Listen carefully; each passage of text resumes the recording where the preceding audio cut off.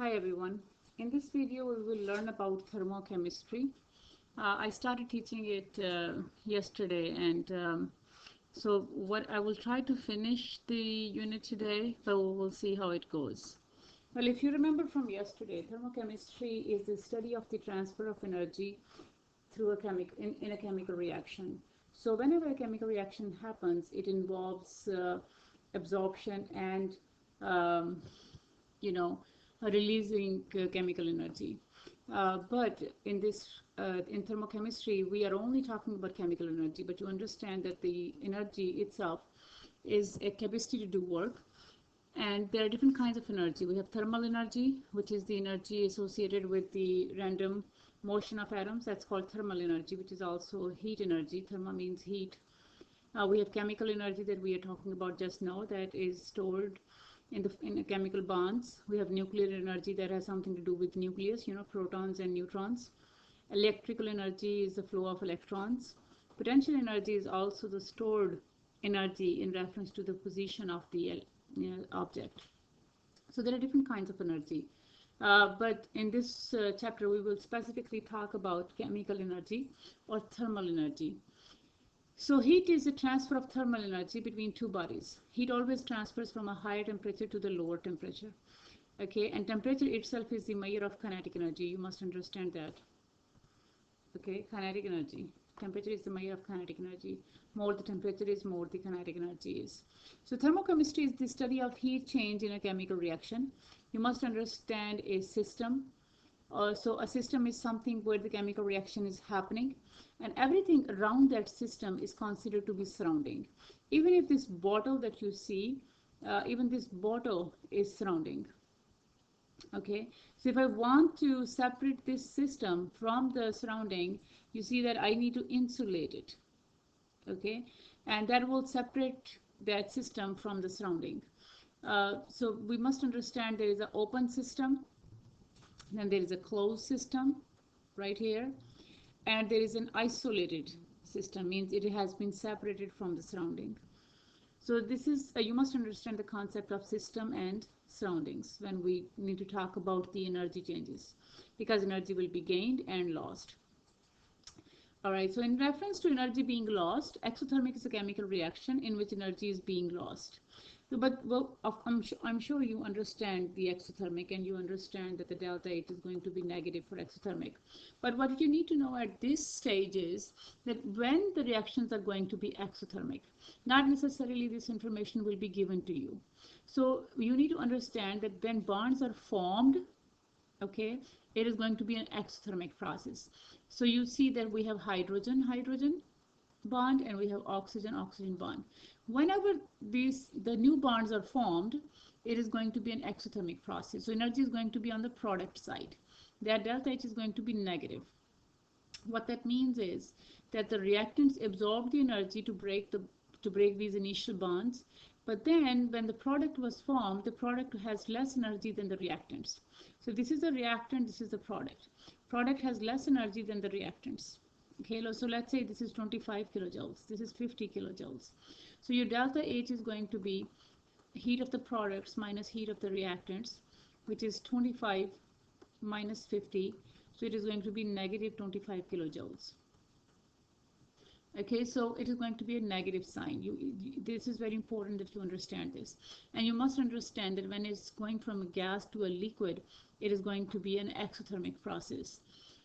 Again, gas from, even if you have gas, steam, and it turns into a liquid, when bonds are formed, whenever there is a less energy state, because liquid is more stable state. So more stable state is always less energy state. So if this is a liquid, then this is more stable, so it has less energy than when it was a gas, which has more energy. So any substance has the least amount of energy in its most stable state. Okay, you also understand that. So, well, anyway, this is the example of the exothermic process. So let's talk about the endothermic process. When bonds are broken, that is an endothermic process. So whenever there is a decomposition reaction, it is going to be endothermic. Energy is required to decompose anything. So we have a solid, This is the most stable state. I'm going to add the energy and it converts into liquid and gas, which is less energy, less stable. Less stable means it has more energy. So if these are my products, these are my reactants. So my reactants have less energy and then my products have more energy. Okay, so reactants have less energy, products have more energy. That means I need to add the difference here. And the difference that I am adding is going to be positive. So it is endothermic. That takes in heat. So a couple indications when the reaction is going to be positive or endothermic. One thing, let me open up a new page here.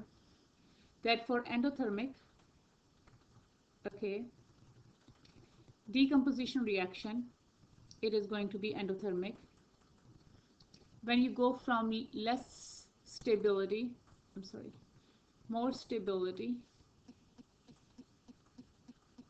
to less stability. When you're going from less energy state to higher energy state.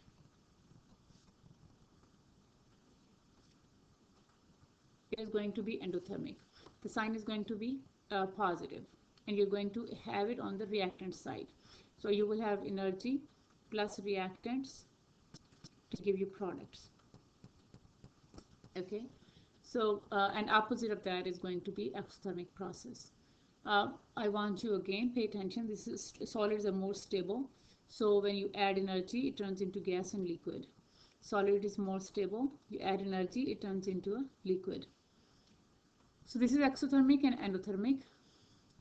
Now what is enthalpy? Enthalpy is also change in heat. Okay, the amount of energy that a substance has at a given temperature and pressure. It also is related to the internal energy of a substance, the chemical energy, that is stored energy.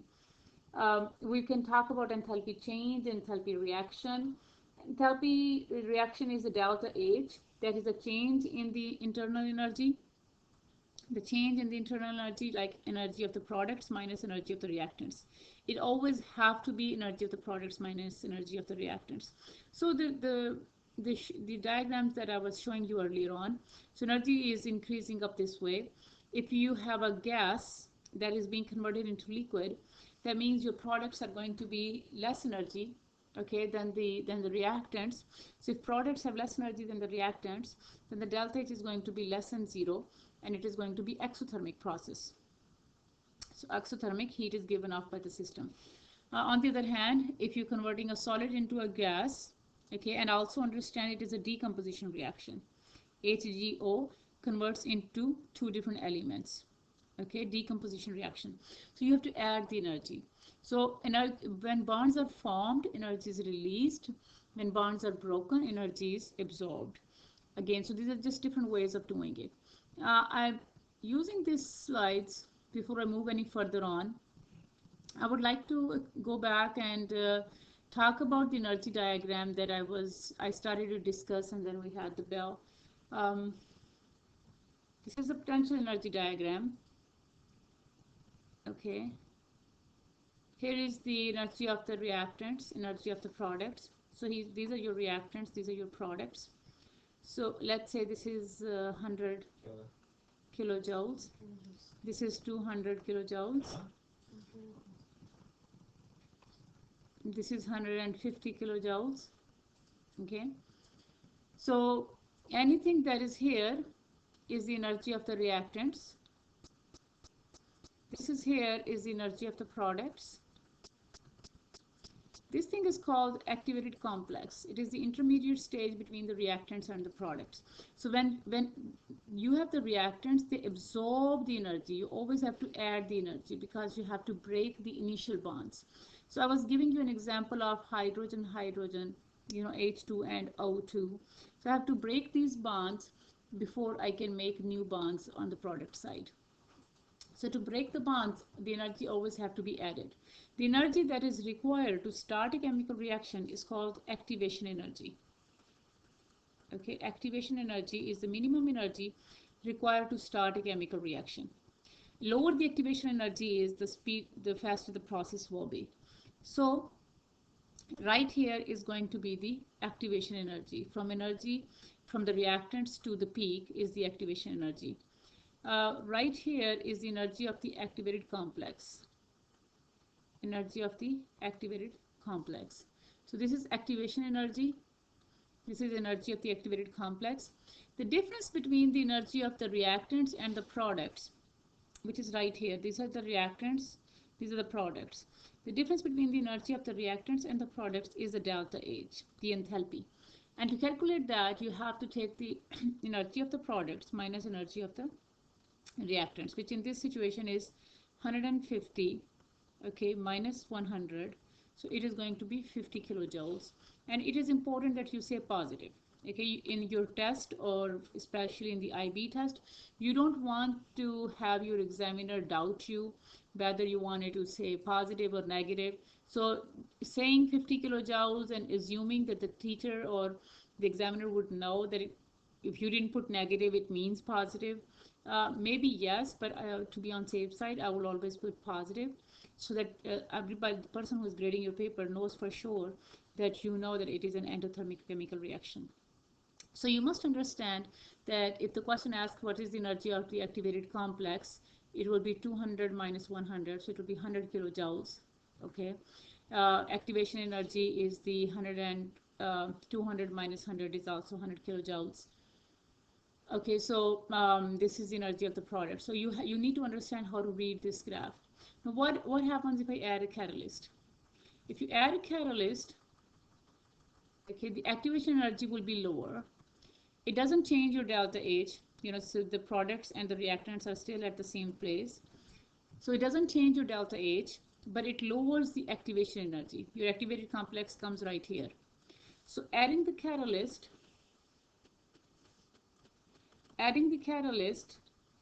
lowers the activation energy. Lowers the activation energy. Okay. So, so this is what I wanted to explain. You must understand how to read this potential energy diagram. If you increase the temperature, for instance, there are some graphs that are shown like this, that an exothermic reaction will automatically happen. So it goes out like this. And if you increase the temperature of this chemical reaction, it will lower the peak, it will go faster, and it will go further down. So increasing the temperature increases the kinetic energy of the atoms or molecules, and they can react faster. Because for any chemical reaction to happen, the atoms or molecules have to collide with one another. So increasing the temperature increases the kinetic energy, which increases the probability of collisions as well as the momentum. So they collide not only more frequently but with more energy. So the rate of reaction increases. So increasing the temperature, you have to lower the graph, lower the peak, okay, lower the peak, and slide the graph further down so that you can get more products faster. So this is how you can do the potential energy graph. But let's talk about more of a mathematical part here, the thermochemical equations. Okay, the stoichiometry relationship between the amount of energy being released and the amount of the substance being used. So the stoichiometry, you understand that stoichiometry is a mathematical relationship with the chemical equation. So we have number of moles. So I have 1 mole of water, which is a solid. It's being melted into a liquid. So this is the molar heat of fusion. Okay, delta H is the 6.01 kilojoules. So that is the heat of fusion. Heat of fusion means the amount of heat required. You need to know these definitions. Okay, this is something you have already learned earlier in chemistry. So I'm not going to go over this. Heat of fusion is the amount of heat required to melt 1 mole of a substance. So 1 mole of water, to melt 1 mole of water, we need 6.01 kilojoules. Again, it is going to be the same as of the heat of whether you're melting it or freezing it, it is going to be the same. The only difference is that if you're melting it, it is an endothermic process, so it is going to be positive. If you're freezing it, it is exothermic process, so it is going to be negative. So the sign will be different. And if I want to increase the number of moles, let's say I want to have 2 moles of water to convert it into 2 moles of the ice, then I will also have to multiply this with 2. Okay, so you must understand that when you multiply this equation with to increase the number of moles, the amount of energy will also get multiplied. So thermochemical equation, the physical state of all reactants and products must be specified. So we need to understand solid into liquid, because in the thermal energy is the least energy when it is most stable state. Like water is most stable as a liquid. So there is always some heat of fusion or vaporization.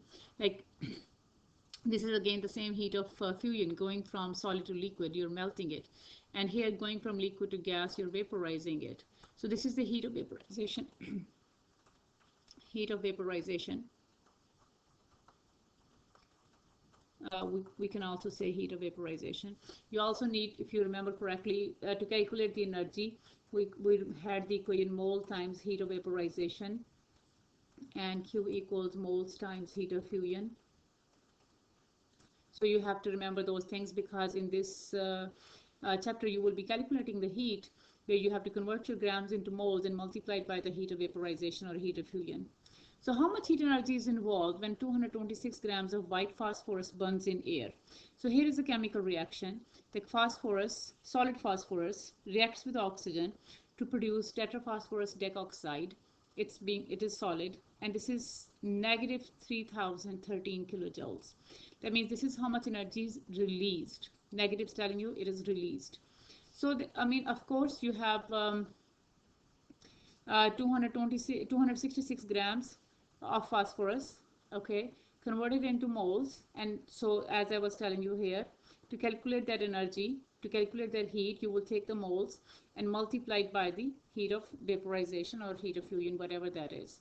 But this is the energy that is this is the energy of the combustion, the heat of combustion. Okay, this is how much energy will be released when phosphorus goes through combustion. So I convert the grams into moles and I multiply by the heat of combustion. I had given them another way of doing is that if you have 266 grams, see how many grams is this. You know, if you get the molar mass, it is 123.9 grams, and you need to calculate the X amount of kilojoules. So you can do cross multiplication and solve the question. So it just depends how you want to do it. I'm sure you have learned the specific heat of a substance. We learned this in the class the other day, so I'm not going to spend too much time on it. But I want you to understand that we learned earlier in chemistry and even yesterday in class that the C is the specific heat required to raise the temperature of 1 gram of substance by 1 degree Celsius. Or I should say 1 degree Kelvin. Okay, it is the same thing. So if you have to convert from Celsius to Kelvin, you don't add 273 to this. You can whether it is Celsius or Kelvin, it will stay the same. Okay, so keep that in mind.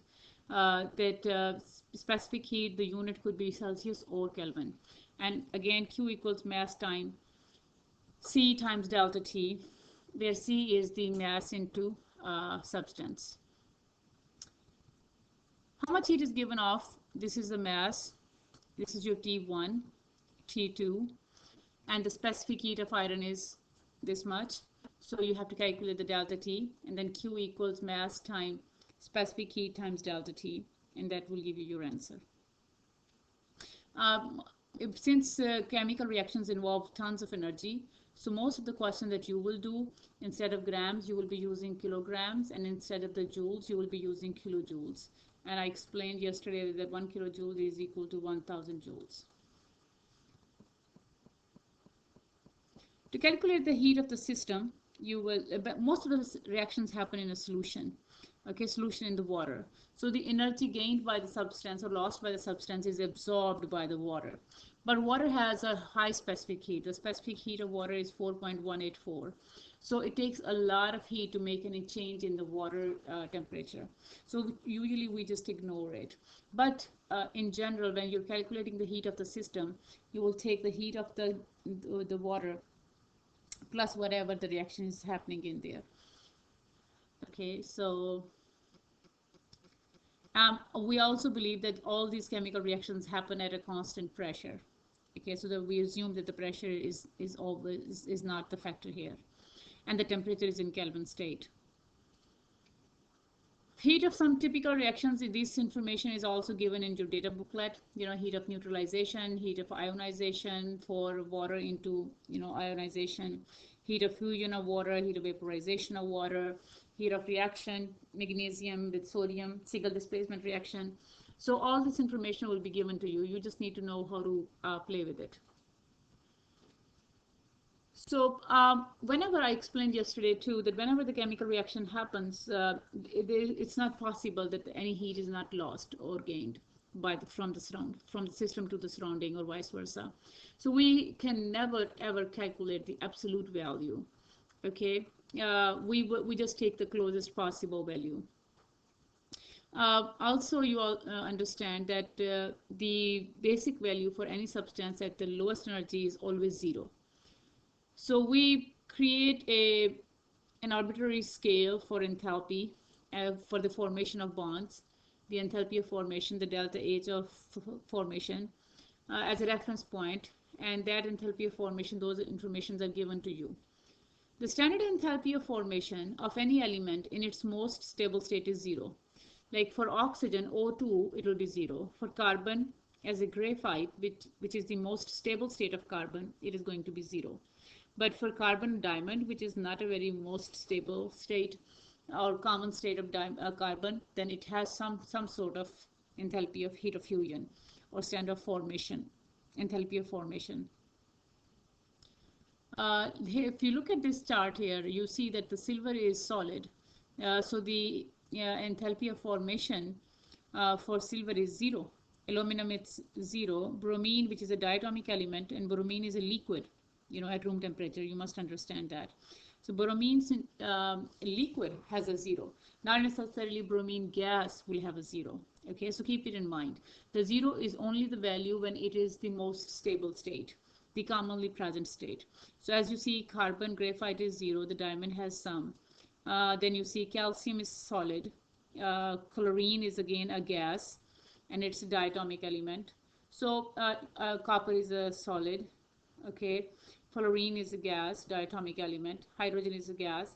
But if I take hydrogen as a liquid, then it will have some enthalpy of formation. So you must understand that at the stage at which they exist in nature, the most stable state of any element or compound, element, I'm sorry, not compound, the enthalpy of formation is going to be 0. So let's calculate the enthalpy of a reaction then. So a standard enthalpy of a reaction is the enthalpy of a reaction carried out at 1 atmospheric pressure. So I have the number of moles. So I have A moles of A, and then B moles of this, C moles. So to calculate the enthalpy of reaction, okay, I will do the enthalpy of products minus the enthalpy of reactants. So these are my products. So I multiply my number of moles with the energy plus the number of moles with the energy, heat of formation of B, minus moles multiplied by the heat of formation of A, plus moles multiplied by the heat of formation of B. We will do a lot of questions on this in the packet. So make sure you understand that to calculate the enthalpy of reaction, you will take the enthalpy of formation of the products, heat of formation of the products minus the heat of formation of the reactants.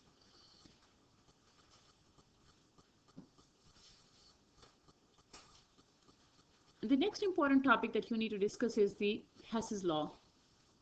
That when we make products, like let's say you want to make water again, there could be more than one ways that you could make water. Okay, but the total heat of formation of water would always be the same, no matter you make water in 1 step or no matter you make this water in 35 steps. So that's what the law says. The Hess's law says that when reactants are converted to the products, the change in enthalpy is the same whether the reaction takes place in 1 step or in a series of steps. Because enthalpy is a state of function. It doesn't matter how you get it. As long as you go from point A to point B, the total change in the heat is going to be the same. No matter that change in heat happens in one go, or no matter the change in heat happened in multiple steps. So let's talk about this chemical reaction. We have to calculate the standard enthalpy of formation of CS2. Here is the final reaction. Okay, carbon reacts with two sulfurs, okay, to produce CS2. So I'm going to do it on a separate page. Carbon plus sulfur to produce two CS2.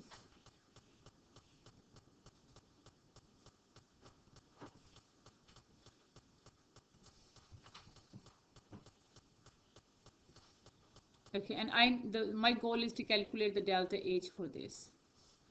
Okay, my question is to calculate what is the enthalpy of reaction for this final reaction.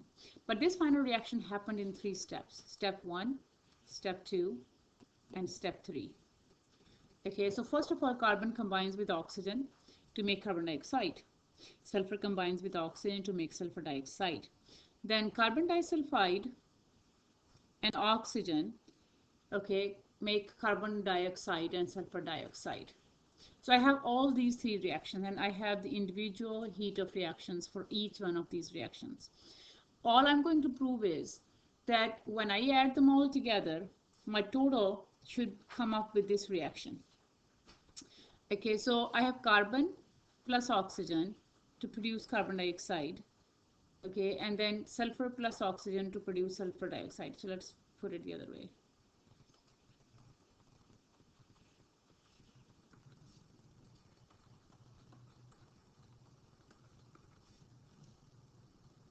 Then I have carbon disulfide and oxygen.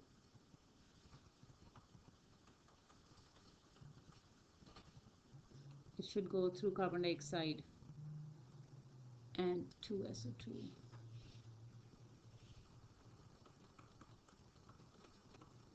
Now I need to know how much is the heat for each one of them.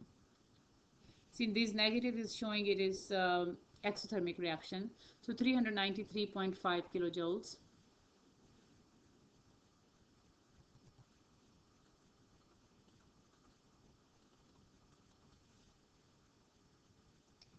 $296.1 kilojoules.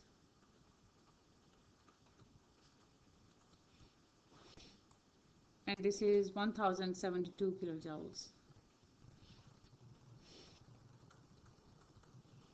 Okay, so pay attention here. I have 3 steps to do this reaction. 1, 2, 3. I need to calculate the delta H for this reaction. This delta H is going to come from these 3 steps. My first and foremost job is to make sure that I need to cancel out the common ions. If you remember the ionic and net ionic equation where we used to cancel our common ions on both sides. So I need to cancel out my common ions. I need to cancel everything that is not needed here to get here. So my final equation has to look like that. I just want to make sure C plus 2S is CS2. Okay. So my final reaction has to look like this. So I need to go and check each equation one by one. I have carbon on the reactant side. So this equation is good. I will keep it as is, carbon on the reactant side. I have sulfur on the reactant side. Okay, that is fine. So I will keep it as is. I don't have to flip it because there will be some times when we will be flipping the equations. But what I need to see is that I have one sulfur here. I have one sulfur here, but in this equation I have 2 sulfurs. That means I need to multiply this whole equation, including the energy, with 2. Okay, to make sure I get equal amount. So when I do that, I get 2S plus 2O2 at 2SO2, and I also multiply this amount with 2. So let me grab a calculator. Okay, so 296.1 times 2 gives me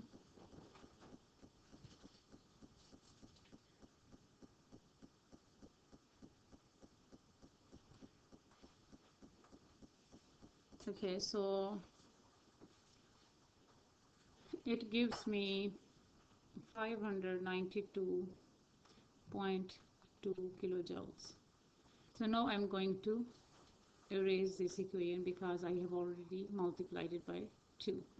So I have carbon, and then I have 2s. And then here is my third equation, CS2 plus oxygen. But you see that CS2 is on the reactant side here, whereas this CS2 is on the product side. That means I need to flip this equation to match this one here.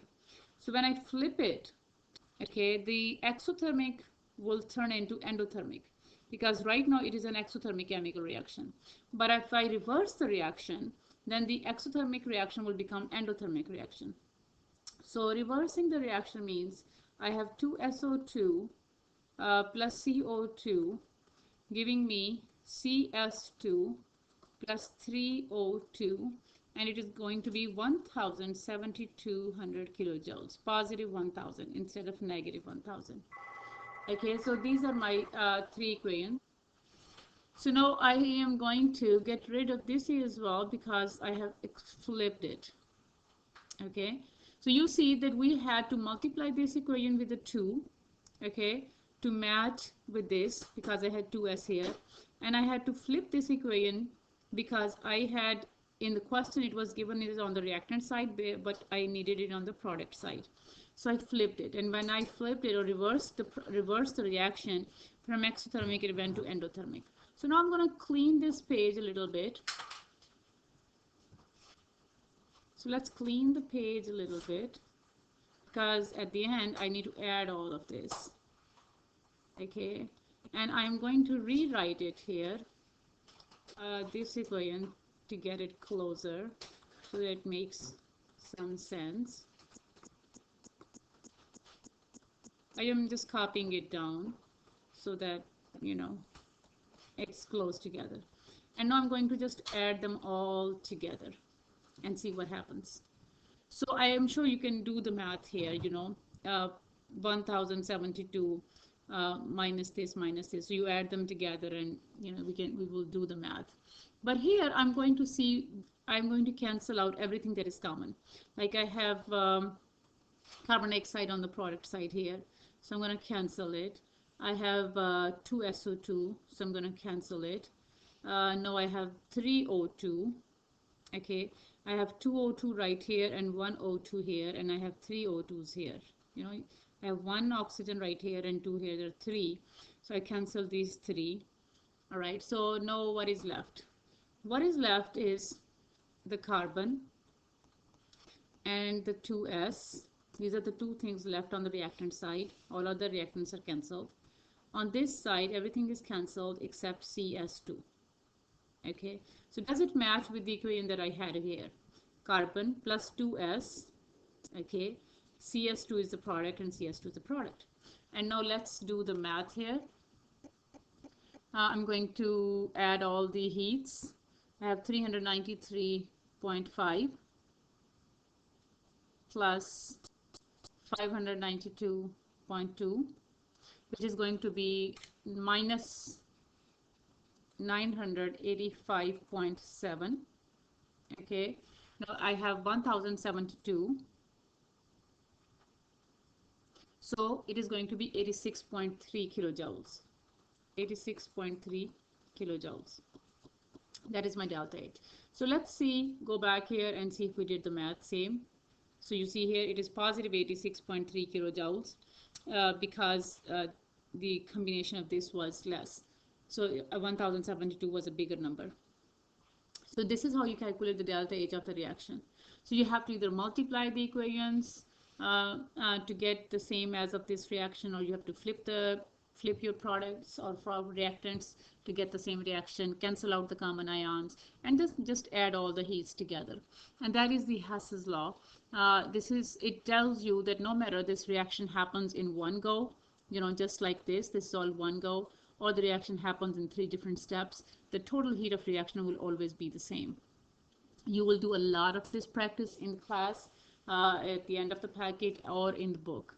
So I'm going to stop right here because it seems to be a long video now.